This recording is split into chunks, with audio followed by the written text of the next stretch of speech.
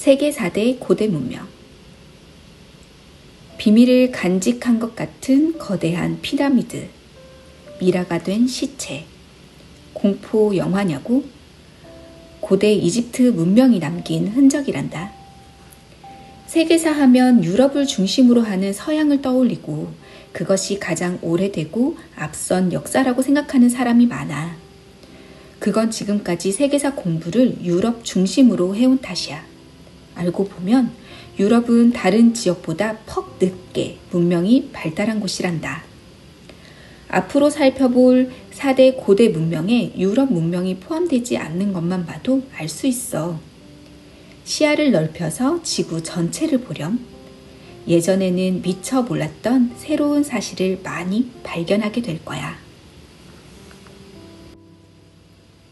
메소포타미아 문명과 이집트 문명.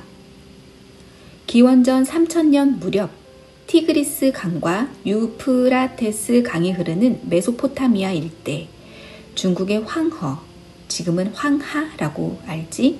일대, 이집트의 나일강 일대, 인도의 인더스강 일대에서 문명이 시작되었단다. 이 네 곳의 문명을 각각 메소포타미아 문명, 황허 문명, 이집트 문명, 인더스 문명이라고 해. 통틀어서 세계 4대 고대 문명이라고 해. 그렇다고 4대 문명 외에 다른 문명은 없었을 거라고 생각하면 곤란해. 비슷한 시기에 아프리카, 아시아, 오스트레일리아, 남북 아메리카 곳곳에 살던 사람들도 나름의 문명을 발달시키고 있었어.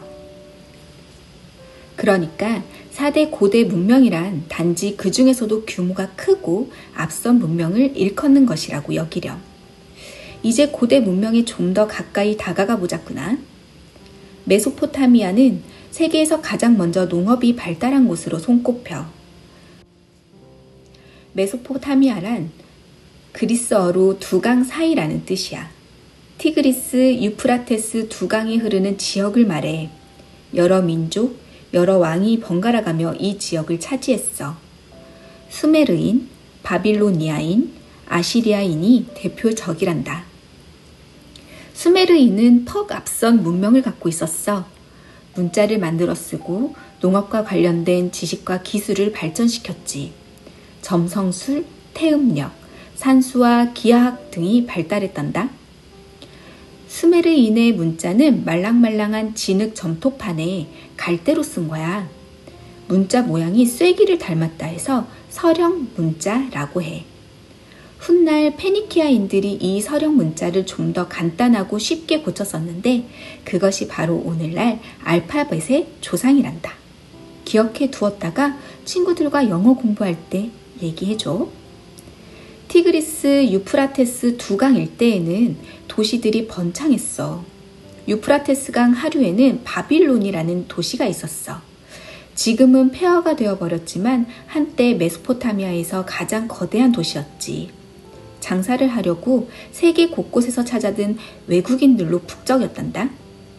티그리스강 상류에는 이 지역에서 두 번째로 큰 도시인 니네베가 있었어. 바빌론은 바빌로니아 제국의 수도였고 니네베는 아시리아 제국의 수도였단다. 바빌로니아 제국의 함무라비 왕은 커다란 돌기둥에 서령 문자로 법전을 새겨놓았어. 함무라비 법전은 원본 전체가 남아있는 가장 오래된 법전이야. 이집트 역시 메소포타미아와 어깨를 견주며 찬란한 문명을 꽃피운 곳이야. 이집트에서는 왕을 파라오라고 했어. 파라오는 막강한 권력을 누리며 신의 아들이라 자처했지. 이집트인들은 파라오가 죽으면 나일강의 신이 되어 홍수를 다스린다고 믿었어. 파라오가 죽은 뒤 머무는 집이 바로 피라미드란다. 그럼 미라는 뭐냐고? 사람은 육신은 죽어도 영혼은 죽지 않고 불멸한다고 이집트인들은 믿었거든. 육신이 사라진 뒤에 살아남은 영혼을 위한 것이 미라야. 이집트인들의 미라 만드는 기술은 지금까지도 불가사의한 일로 여겨지고 있어. 내장을 빼내고 특수한 방부제와 향료를 채워넣고 붕대로 동여맨 미라. 그 중에는 얼굴까지 그대로 보존한 채 남아있는 것도 있다고 해. 피라미드 벽에는 화려한 색깔로 그림을 그려 넣었어. 그 그림을 보면 그 시절 이집트인들의 생활을 자세하게 알 수 있지. 나일강에 커다란 그물을 쳐서 들호리를 잡는 모습, 배를 타고 노를 저으며 창을 던져 고기를 잡는 모습, 농토에 물을 대고 소나 염소를 몰고 가는 모습, 곡식을 타작하고 빵 굽는 모습들이 그려져 있단다.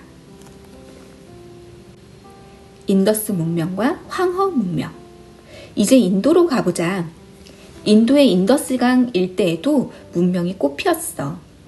메헨조다로, 하라파 두 도시의 유적을 보면 인더스 문명의 수준을 짐작할 수 있단다. 가장 눈에 띄는 특징은 잘 짜인 도시계획과 하수도 시설이야. 모헨조다로와 하라파의 도로는 거의 직각을 이루고 있어. 도로를 닦기 전에 미리 계획을 했다는 사실을 알 수 있지. 건물은 불에 구운 벽돌로 지었어.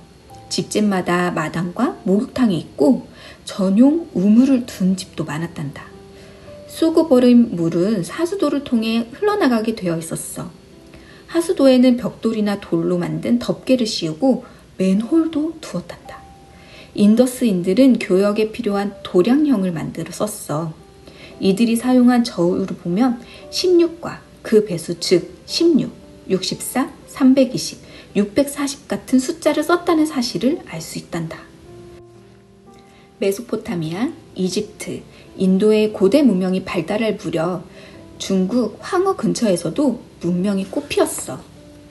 중국의 전설적인 통치자로 일컬어지는 요, 순, 우, 세 왕의 이름을 너도 들어봤을 거야. 우는 황허의 홍수를 멋지게 다스린 공로를 인정받아 왕이 된 사람이란다.